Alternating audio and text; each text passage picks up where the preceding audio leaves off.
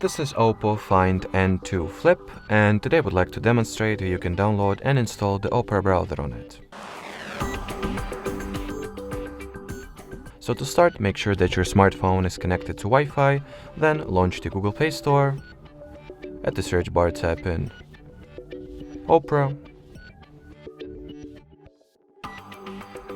Once the needed app is found, click on the green Install button and wait for it to get downloaded and installed respectively.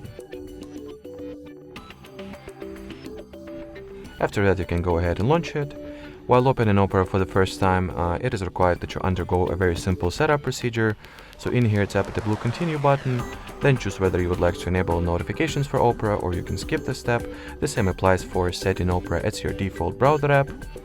And in here, you can either customize the permissions that will be granted to Opera or simply allow everything that it asks for and start using the browser. Alrighty, so that will be it for this video.